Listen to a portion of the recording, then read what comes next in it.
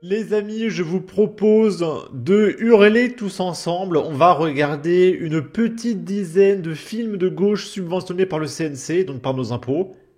Et on va commencer avec un film très récent qui s'appelle Béni soit Sixtine.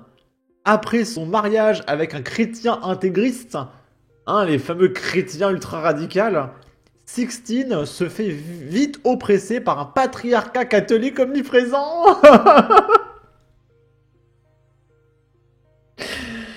Non mais ils font exprès. Ils font exprès, c'est-à-dire qu'ils ont voulu parler d'une religion oppressante qui pose problème, etc. Et directement, ils pensent aux chrétiens. Mais c'est absolument évident, c'est une évidence absolue que leur but, c'est continuellement de cracher sur tout ce qui représente la France et les Français. C'est tout. C'est lunaire. On va se mater le petit extrait, mais avant, on va regarder un peu le synopsis ici. En se mariant à Pierre-Louis. On en a marre des Pierre-Louis qui sont radicalisés, d'accord. Pierre-Louis issu de la garde. Sixtine ignorait qu'il faisait partie d'un groupuscule catholique intégriste et que l'idylle se transformerait en cauchemar. Après sa mort dans d'obscures circonstances, elle devient la proie d'une belle-mère qui l'isole du monde et semble même vouloir lui voler son nouveau-né.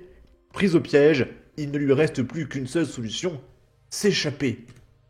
Et du coup, on va mettre un petit filtre. Si le son déconne, c'est que YouTube bloquera la musique sous droit d'auteur. Hop. C'est à vous, fille de Dieu, femme de croisée, d'être le rempart de la pureté. Ma petite femme parfaite. Je t'aime. À quoi ça sert que tu bosses? Je gagne largement assez pour nous deux. Oui, mais moi j'y tiens à travailler. Donc là, il critique les hommes blancs, hétéros, patriarcales, etc. qui veulent travailler pour subvenir aux besoins de leurs femmes. Et vous vous rendez compte? Et c'est bizarre parce que je connais une autre religion où la femme doit porter un voile, elle peut pas travailler, elle peut pas parler aux femmes, elle peut pas sortir, elle peut pas faire des vidéos. Et là, bizarrement, non, non, non, non, non, non. C'est Dieu qui décide. Pas toi. Demandez pardon Les fameux chrétiens extrêmes. plutôt pour votre orgueil. Moi aussi je rasais les murs quand j'ai quitté le père de mon fils. Je faisais plus confiance à personne. Oui, ça va, t'inquiète pas, papa, je suis en sécurité. Ah oui, elle doit se protéger de cette religion chrétienne oppressante. Promets de n'adorer que Dieu. C'est ton triple facho? Parce que si c'est le cas, t'es pas au bon endroit là. Il faut les dénoncer, Sixtine. Pas que pour... Attends, j'ai pas compris, il parle de quoi des fachos? Si c'est le cas, t'es pas au bon endroit là. Il faut les dénoncer, Sixtine. Pas que pour toi, pour tous les autres. D'accord, le facho c'est le chrétien, c'est ça? Béni soit Sixtine, ou le miracle d'une renaissance. Mercredi prochain, 21h10 sur France 2 et sur la plateforme France.tv. Mais leur but c'est vraiment de nous cracher dessus, Mais vraiment. C'est lunaire. Là, c'est 4 films de Vincent Landon, le super-héros du cinéma français. Et on va regarder un petit peu tous les films de Vincent Lindon. Le premier, c'est Welcome. Welcome. Pierre... Non, il est là, Welcome. Pour impressionner et reconquérir sa femme, Simon, maître nageur à la piscine de Calais, prend le risque d'aider en secret un jeune réfugié kurde qui veut traverser la Manche à la nage. Là, c'est jouer avec le feu. Pierre élève seul ses 2 fils. Louis, le cadet, réussit ses études et avance facilement dans la vie. Mais Fus, l'aîné, part à la dérive. Fasciné par les violences et les rapports de force, il se rapproche des groupuscules d'extrême droite. À l'opposé des valeurs de son père, qui doit voter pour Jean-Luc Mélenchon. Pierre assiste impuissant à l'emprise de ses fréquentations sur son fils. Peu à peu, l'amour cède place à l'incompréhension. Je suis désolé, mais je veux voir la bande-annonce. Bon, malheureusement, je peux pas trop le montrer. YouTube est extrêmement sensible en ce moment. Et en tant qu'individu qui a rejoint des groupuscules d'extrême droite, il y a beaucoup de violence. Il s'en prend à son papa, il s'en prend à ses amis. Il se fait endoctriner, puis il fait des combats dans des cages, carrément. Il rejoint des manifestations où il éclate des mecs en 8 contre 1. le typique de l'extrême droite, hein. On voit tous les jours dans les médias. Il y a même F de souche qui relaie 20 fois par jour des mecs d'extrême droite qui tabassent des mecs gratuitement sans aucune raison, juste uniquement à cause de sa couleur de peau. Ok. Là, c'est les Chevaliers Blancs. Jacques Arnaud, président de l'ONG Move for Kids, a convaincu les familles françaises en mal d'adoption de financer une opération d'exfiltration d'orphelins d'un pays d'Afrique. Entouré d'une équipe de bénévoles dévoués à sa cause, il a 1 mois pour trouver 300 gamins en bas âge et les ramener en France.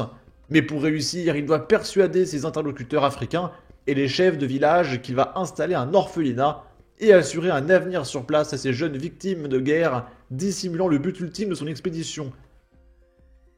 Là, c'est comme un fils. C'est le 4e des films. Jacques Roman est un professeur qui a perdu sa vocation. Témoin d'une attaque dans une épicerie de quartier, il permet l'arrestation de l'un des voleurs. Victor, oui, on n'en peut plus des Victor. 14 ans. Mais en découvrant le sort de ce gamin déscolarisé que l'on force à voler pour survivre, Jacques va tout mettre en œuvre pour venir en aide à ce pauvre... Désolé. Désolé. Pour venir en aide à ce jeune parti sur de si mauvais rails, quitte à affronter ceux qui l'exploitent, en luttant contre les réticences même de Victor pour tenter de lui offrir un avenir meilleur. Jacques va changer son propre destin. Et du coup, les notes, c'est 3 étoiles, 3 étoiles, 3 étoiles. Ok. Et tout ça, c'est financé par nos impôts. Hein. Mais le mec, il en a pas marre de faire les mêmes films. C'est-à-dire que c'est tout le temps le même jeu, tout le temps la même histoire. Enfin, ça doit être chiant à force de boucler dans ta vie tous les jours. Tous les jours. C'est tout le temps la même chose. Enfin, ça doit rendre fou à un moment donné. Même pour le réalisateur, pour les acteurs, même pour le cadreur, ça doit être chiant quoi, de tout le temps filmer des gens qui vont aider des pauvres migrants défavorisés. Au bout du 175e film, c'est insupportable. Ça tourne en rond. Là, c'est un film qui va sortir bientôt. Là, on peut pas trop regarder parce qu'il y a beaucoup de musique et il y a pas mal de violence aussi. Donc le film s'appelle La mer au loin. Le scénario, Nour, clandestin marocain,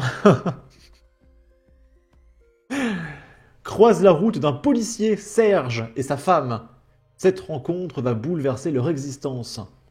Évidemment, c'est un pauvre migrant défavorisé, et il y a Serge et sa femme qui votent pour Jean-Luc Mélenchon, qui vont modifier la vie de Nour, d'accord ? Budget 2,5 millions d'euros via Arte, CNC, Région Sud et Christian Estrosi. Là, c'est 5 films qui ont bidé. Et pour le coup, c'est pas des films qui parlent d'un pauvre migrant défavorisé qui sont aidés par des blancs bourgeois de gauche, etc. Là, ça essaie de raconter quelque chose. Mais ça a bidé quand même. Donc, bingo, le cinéma français a fini fort 2024 avec 5 flops sur 5. 5000 entrées pour Mon Inséparable, budget 3,3 millions d'euros. 17 690 pour Planète B, 5,7 millions d'euros. 28 155 pour Le Déluge, 7,3 millions d'euros.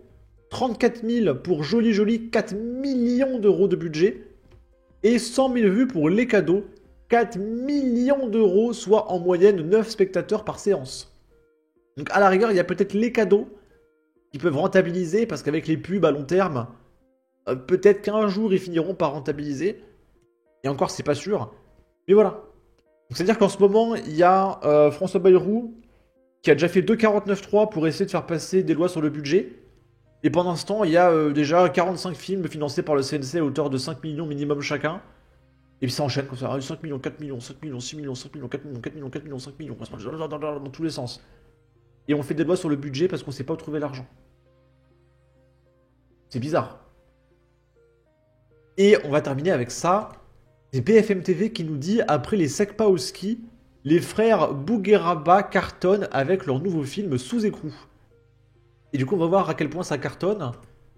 Donc, les spectateurs ont noté 2,3 étoiles. Donc, je sais pas le chiffre qu'a fait ce film, on va se renseigner. Là, j'ai trouvé un site random qui nous montre que Sous écrou, ça a fait, mine de rien, 257 000 entrées. Donc, ça a quand même fait plus de vues que tout ce qu'on a vu depuis tout à l'heure. Et supposons à 10 € la place de cinéma, ça fait 2 500 000. Sachant que le film est encore au cinéma. Non, quoique ça fait un moment. Mais je pense quand même que le film, il y a moyen qu'il ait été rentabilisé.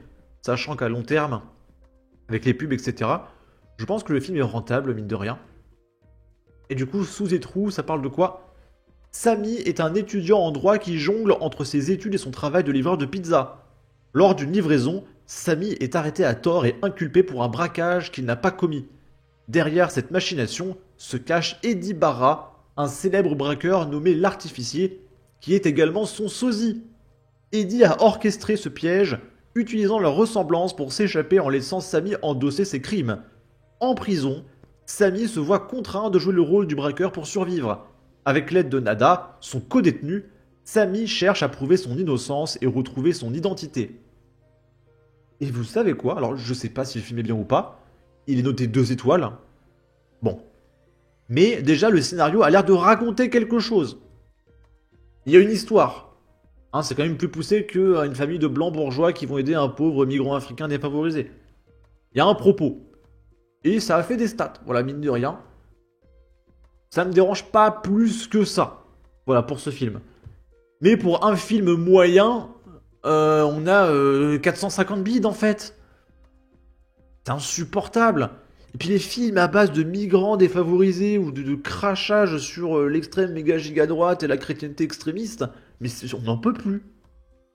On n'en peut plus. Sachant que l'objectif, c'est juste de la provocation. Hein. Parce que ça n'existe presque pas. Hein. Ça a dû exister, et peut-être qu'il y a eu un mec. C'est pas impossible qu'il y ait un mec dans cette situation. Il faut arrêter les conneries, c'est juste pour attaquer les électeurs de Marine Le Pen, quoi. C'est insupportable. Sur ce, n'hésitez pas à donner votre avis, votre opinion, à partager, liker, commenter, ça aidera au référencement de la vidéo sur YouTube. Abonnez-vous, suivez-moi sur Twitter, prenez soin de vous, salut!